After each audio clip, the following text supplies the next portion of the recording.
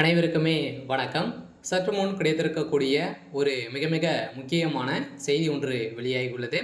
சற்று முன் உதயநிதி தான் அந்த சார். நீதிமன்றம் மறைக்கப்பட்ட உண்மைகள், ஆடியோ ஆதாரம் சிக்கியது. இது மாதிரி பார்த்தீங்கன்னா செய்திகள் வெளியாயிருக்கு.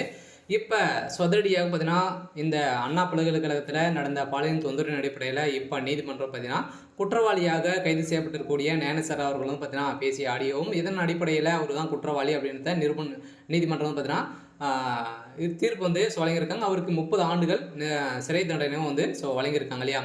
ஸோ இதை தொடர்ந்து இப்போ பார்த்தீங்கன்னா அந்த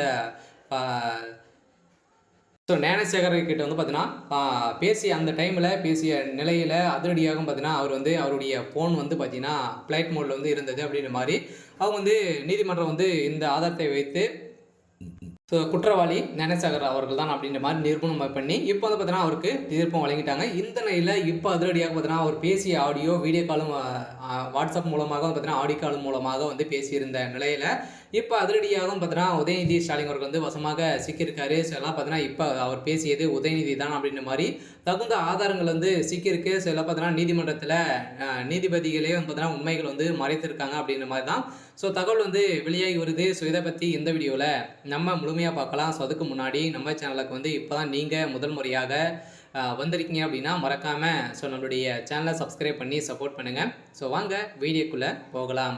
ஸோ பார்த்தீங்கன்னா உதயநிதி ஸ்டாலின் அவர்கள் அண்ணா பல்கலைக்கழகத்தில் நடந்த பாலியல் தொந்தரவின் அடிப்படையில் அவருடைய பேர் அடிபட்டு இருந்தது.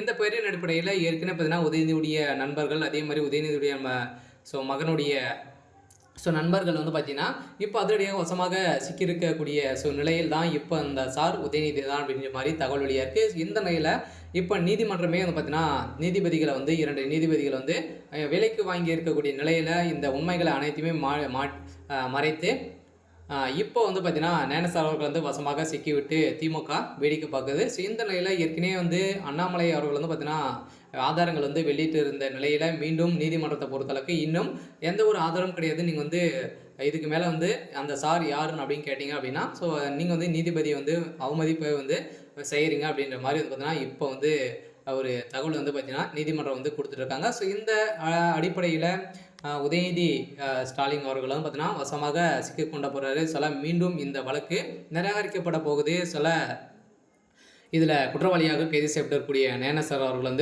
ரிலீஸ் பண்ணுறதுக்கான வாய்ப்பில் இருக்குது. சில இப்போ உண்மைகள் மறைக்கப்பட்ட உண்மைகள் பார்த்தீங்கன்னா வெளிவரப்போகுது அப்படின்னு தான் இப்போ பரவலாகவே பேசப்பட்டிருக்க. சில திமுகவுடைய தலைமையும் ஒட்டுமொத்த கதையும் முடிய போகுது. சரி, ஓகே. ஸோ இன்னைக்கான அப்டேட் பார்த்தீங்கன்னா இதுதான். ஸோ மறக்காமல் நம்மளுடைய சேனலை சப்ஸ்கிரைப் பண்ணி சப்போர்ட் பண்ணுங்கள். தேங்க்யூ.